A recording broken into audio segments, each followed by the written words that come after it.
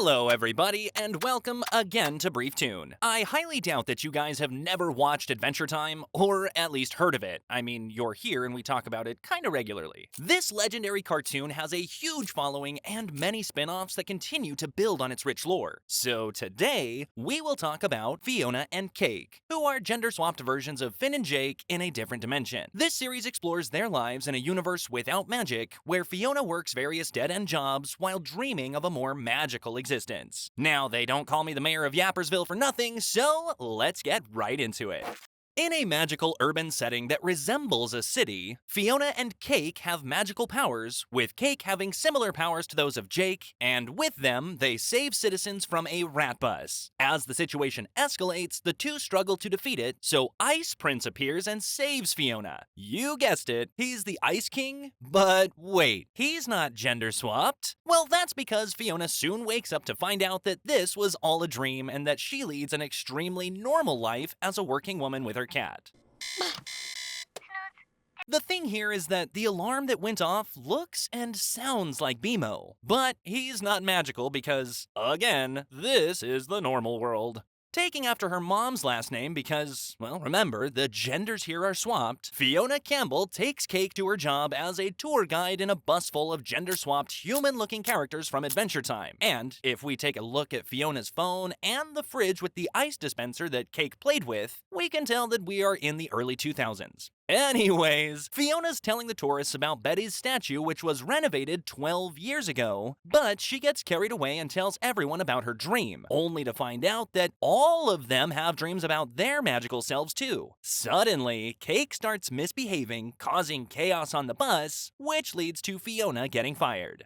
Fiona goes to Gary, the baker, who cheers her up and reminds her that she needs to take Cake to the vet. On her way, she bumps into Marshall Lee and tells him that she doesn't have money to pay the rent to his mom because she is the apartment's owner. Marshall suggests that Fiona take Cake to his friend Ellis instead of the vet. She agrees and finds him in the city's garden. Ellis claims that he could help Cake, but it turns out that he's just messing with Fiona. While talking about Cake's condition, Cake sees something sparkling and runs towards it. Fiona follows her around, but it doesn't take long for Cake to disappear into an ice cream cart just like that, hinting that the world is not that normal after all. Okay, so remember when we said in the previous videos that we would talk about Finn and Jake in other dimensions? Well, I guess it's about time we did that, right? So, while Finn and Jake are our protagonists who seek adventure and heroism, Simon and Betty and their romance are extremely important to the plot. Now, I really want you to focus because we are going to visit different dimensions, see many flashbacks from the past, and we're going to ask many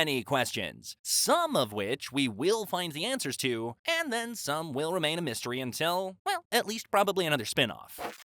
So, 12 years after the Mushroom War, we see 47-year-old Simon running away from the Oozers with the 7-year-old Marceline. The two seek refuge in a huge pipe, and Simon promises Marceline that someone will always take care of her, hinting that he will not always be there for her. The flashbacks end with him staring at the crown. Now, fast forward to the present time, in the original dimension of Adventure Time, after the last events, Simon is no longer the Ice King. He's leading a normal life in his apartment in the human city thanks to Betty, who sacrificed herself. He does his morning lineup, then opens the gate to his house, which seems as a museum for his past historical events. Humans come to visit and see how life in the land of Oo used to be. And yes, these are the same humans who used to shelter on an island with Finn's mom, and they're now living in a floating city that they built. Okay, a girl among the visitors asks Simon about the reason he stopped writing Fiona and Cake stories, but he gets mad saying that it was the Ice King who wrote them and not him. Which is true, because the moment Simon lost the crown, his Ice King self no longer existed, and he couldn't write those stories anymore. The girl asks for an autograph, but he refuses and throws the book in the trash. He gets fed up and closes the gate. He then opens a closet full of magical items like the Enchiridion and the Golt statue, and we will see why. So, despite living a peaceful life, Simon is not happy because he feels like an outsider among the humans who know very little about magic, and among the other magical creatures because, well, he's not magical anymore. So he goes to a bar where our Finn shows up with TV Jake's son. Finn is now older and he has a tattoo of Jake on his chest, which unfortunately probably means that Jake is dead. Finn tries to help Simon, so he takes him on an adventure in the woods, but their way of having fun are completely different. Still, Simon opens up to Finn about his adventures with Betty back in the day, and they both leave the woods. With Jake gone, Finn says he's waiting for some huntress wizard, which sparks the question of whether they are married or not. Will we honestly ever know? Anyways, Simon calls Marceline to hang out, but she's with Princess Bubblegum. So now that everyone has moved on with their lives, Simon has not gotten over the past. He decides to meet Betty, and that's when we find out what the things in the closet are for in a creepy and emotional scene. We see Simon performing a failing curse that results in Cake coming out of his head, while the remote control in the time room is alerted, but Prismo looks too depressed to care about it.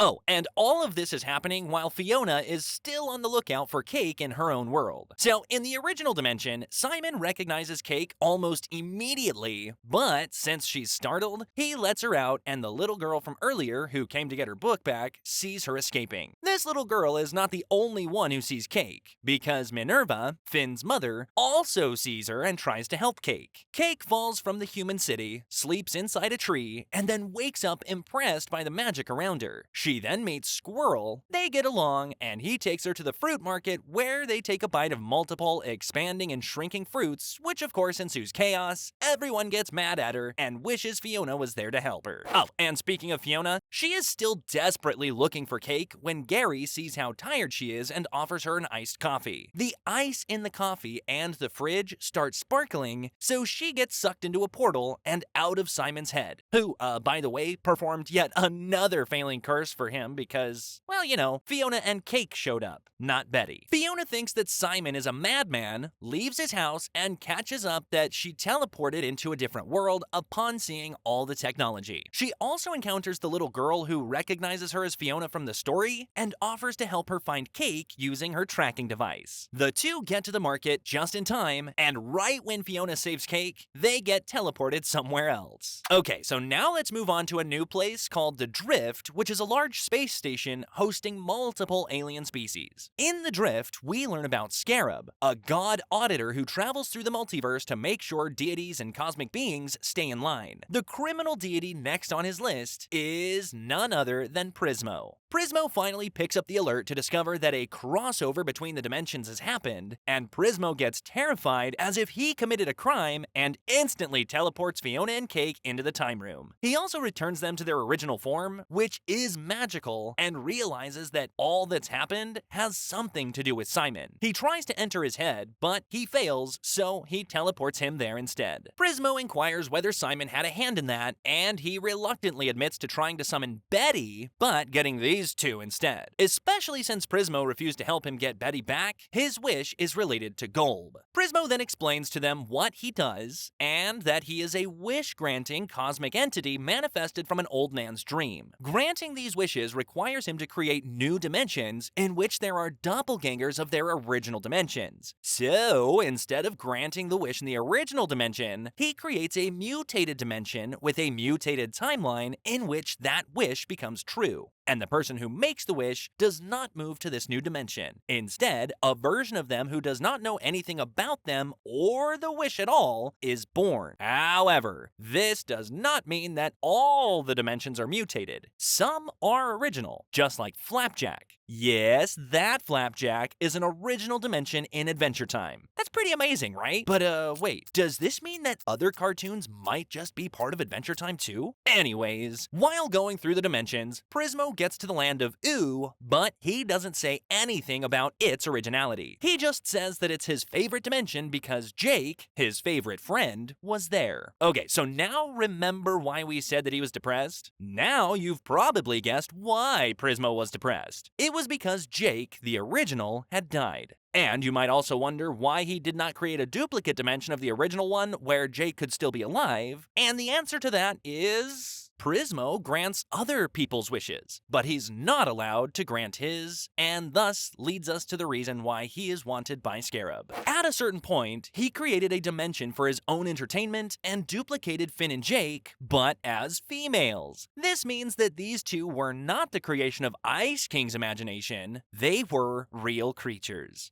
Fiona and Cake, who have always lived in a normal world, are shocked that it was actually magical. So, Prismo explains why it lost the magic by saying that he had to hide their dimension inside the Ice King's head since it was, quote-unquote, undeclared. When the crown lost its magic, Simon became normal again, and so did the world inside his head. Meaning that all the stories the Ice King wrote were the real life of Fiona and Cake, and Prismo was the one storing them into Ice King's head all along. After losing the magic, everyone in Fiona and Cake's world lost their memory, and Prismo had no access to Simon's head anymore, and Betty was glorified in their dimension because Simon kept thinking about her. Suddenly, while explaining all of this, Prismo realizes that Scarab has arrived, so he splits himself into two to get the others out. He tells them that Scarab will tell their boss about it and get him in trouble. While talking to both parties simultaneously, and because it's hard for him to do so, Prismo screws up and Scarab demands to go inside the room. At the same time, Prismo leads Fiona, Cake, and Simon to the heart of the time room, where the clock titans are. These two are deities that are in charge of the line and space of time. Prismo also tells them that all of the dimensions are connected like a net, except for Fiona and Cake's, and he sets up the old man's room for Simon to perform the curse and return them to their world. However, the two refuse to go back because their world is boring, and Prismo straight up says, "This is the last time I make an undeclared world."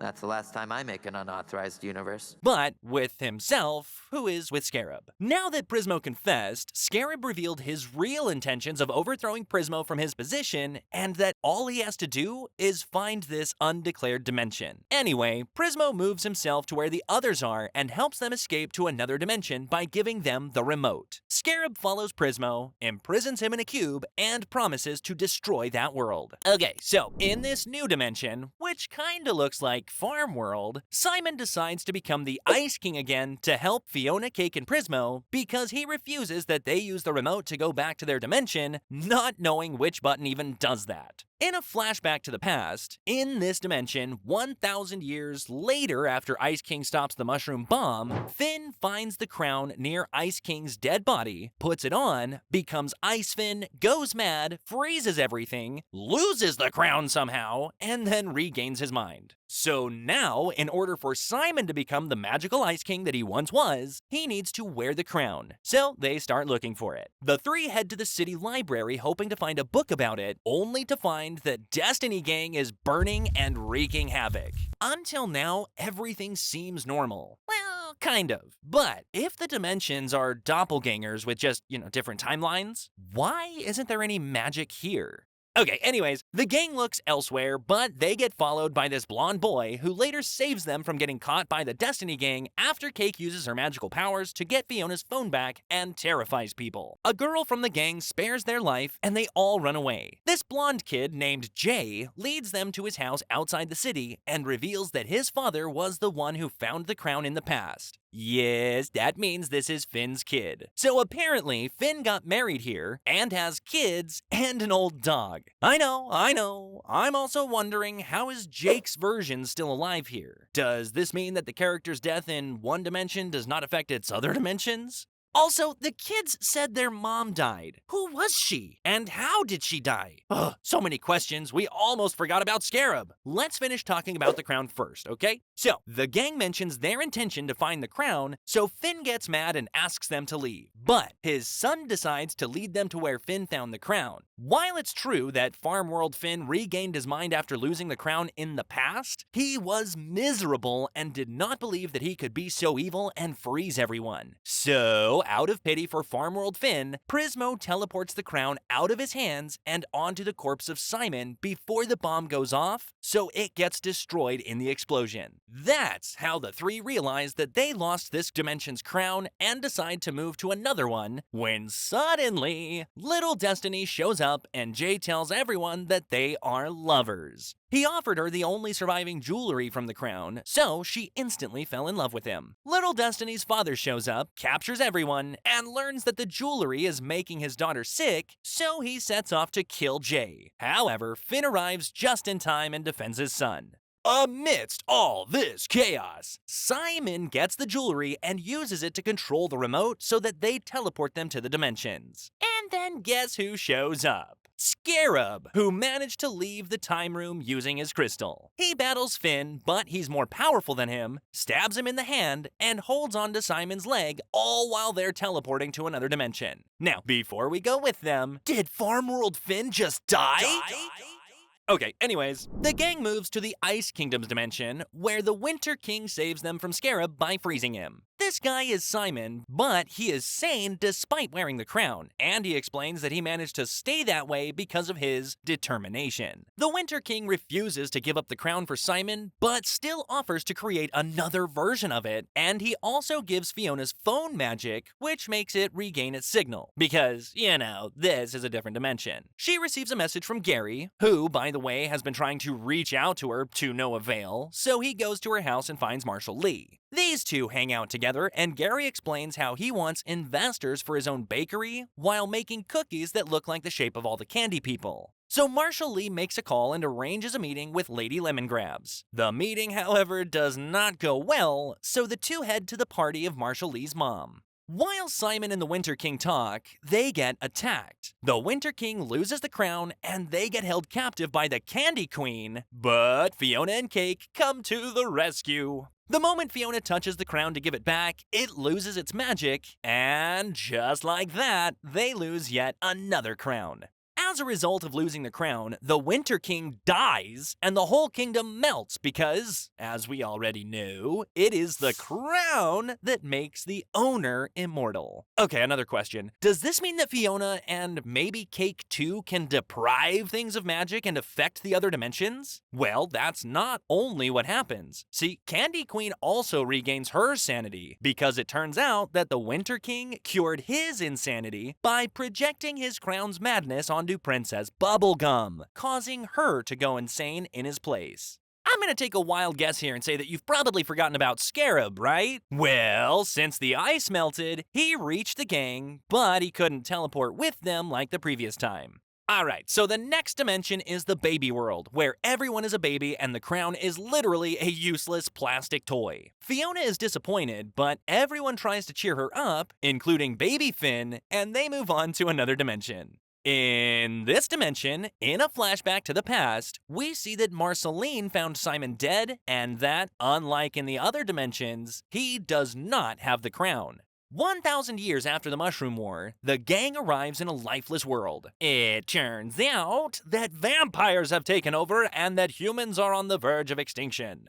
Someone called Bonnie suddenly arrives, and right after hearing their intention to get the crown, she offers the three, and baby Finn, yeah, you heard that right, he managed to climb discreetly into Fiona's bag, to join her anti-vampire team consisting of Martin, the human, and the Huntress Wizard, all because the crown owner is her enemy too. So, as you might have probably guessed, the villain here is the Vampire King. He killed Simon, got the crown, and adapted the world to the vampire's habitats. But wait, how did he manage to kill Simon? How didn't he lose his sanity? How is there no ice? And most importantly, why is Martin free and Huntress Wizard a mere human? Okay, so while everyone heads to the vampire's castle, Scarab manages to go back to the time room using his crystal. That's when he realizes that he has been ignoring his cosmic duties just like Prismo did. But he gets arrested instantly. So this makes us wonder, why didn't Prismo get arrested just as fast? Anyways, the tank gets attacked by Marceline, the star, who is evil in this dimension. Since Simon died early on before meeting her, Marceline did not have a good father figure, and with everything around her, yeah, she became totally evil.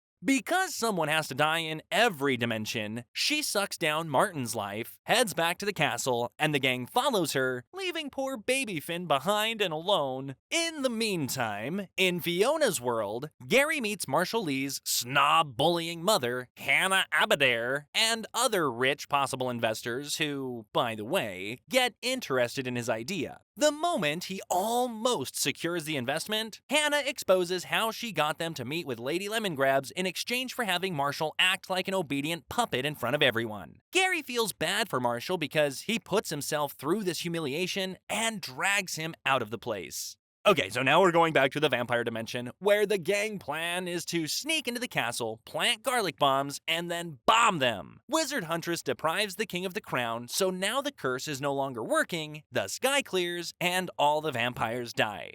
Well, things almost go as planned. However, the king kills Wizard Huntress before she manages to get the crown, and Marceline attacks Bonnie while the king enjoys the show like a proud father. Which is kind of ironic because Simon was supposed to be her father, like, in every dimension. Anyways, while the king is distracted, Cake tries to steal the crown, but Fiona stops her upon seeing how strong the king is. And when they almost press the remote to move to another dimension, Cake accidentally breaks it. Luckily, they teleport, leaving Bonnie in the hands of Marceline the Star. The next dimension is a dead world, where they can't leave since the magic and the jewelry inside the remote has run out. Because of this, Cake and Fiona fight, and Cake leaves them. To ease the mood, Simon tells Fiona his love story, and this is the first time we know how these two fell in love. They met for the first time at the library, but they talked to each other for the first time at his archaeology lecture. Betty introduces herself and expresses her desire to go with him on his treasure hunting journey, instead of going to Australia, which is the place she has always wanted to leave for. After a lot of adventures, the two find the Enchiridion. Simon becomes the hero, and the two go on their separate ways. In the meantime, Cake finds BMO in the old treehouse, and when Fiona and Simon arrive, they ask BMO about what happened. So if you watched Adventure Time before, you would know that BMO sees the world just a little bit differently. So he thinks that nothing is wrong. This is why they head to the Ice Kingdom, in order to find Ice King's videotapes. They watch them to discover that everyone has become a skeleton out of the blue. BMO also tells them that he has a friend named Jerry. Anyways, they look through the Ice King's stuff, but they of course can't find the crown. So like, did someone take it like in the other dimensions? Fiona feels devastated, so Simon tells her the rest of his story. After their adventure, the two went back to their life, but Simon never stopped thinking about Betty. One day, he went to the library to find a letter from Betty in one of the books, where she poured all of her feelings. He realized that he had the same feelings, ran to her house, and luckily caught up to her before she left for Australia. The two confessed their feelings, became lovers, and once again, Betty did not leave. Alright, back to the present time, where the last hope is the remote, and as we said before, someone has to die every time. This time, it's poor little BMO. He uses his heart as a magic battery to fix the remote, but he loses his life in vain, and they bury him. Cake remembers BMO's friend Jerry, who lives in a dome, and he turns out to be none other than the Lich. Meanwhile, Scarab was taken by Orbo, his higher-up. He confronts Scarab for his lack of discipline and does not believe him when he exposes Prismo, when suddenly a phone falls from nowhere granting Scarab his freedom. This means that the two have another higher-up, who is not Golb, probably? Anyways, back to the Lich, who, after fulfilling his promise and killing all forms of life, surprisingly spares the gang's life for no apparent reason. Why did he do that? How did he manage to kill every living creature without Betty intervening? And how did BMO survive despite having a heart? Anyways, what comes next, I will say, is pretty shocking. Fiona reveals she had the crown all along and she got it from Ice King's stuff. Well, at least we got an answer to one question. But she also admits that she did not want Simon to become the crazy Ice King that she saw in the videotapes. Simon convinces her to give him the crown because, well, without it, her world would never be as magical as it used to be once, and it would disappear when he dies. So she reluctantly gives him the crown. This time, he performs a successful curse using the Lich as a battery, and the two return to their world inside of his head.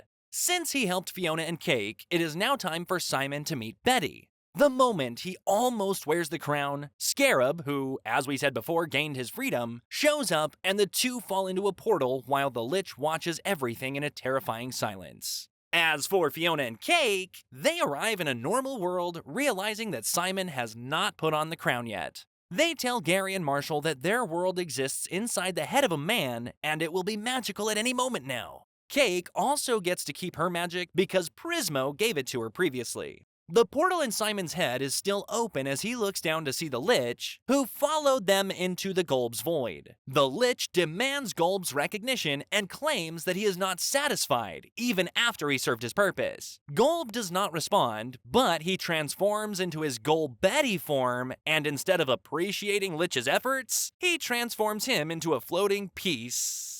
Which makes us wonder if the other pieces are other versions of the Lich. Or are they just other cosmic creatures? Anyway, with Golbetti, Simon realizes that Betty is still there somehow, and that he finally succeeded in his mission. Despite knowing that she will never spit a word, he opens up his heart to her and tells her about how lonely he is without her and that his life is worthless. He also apologizes to her for not being able to make her human again and for not living as she wished that he would. He continues by saying that he only performed the curse to meet her to tell her that, but since he met someone who needed his help, he has to wear the crown. Betty spent a good portion of her life trying to save his sanity and make him remember her, so the moment he decided to wear the crown, Golbetti teleports him to Jeremy and Beth's dimension.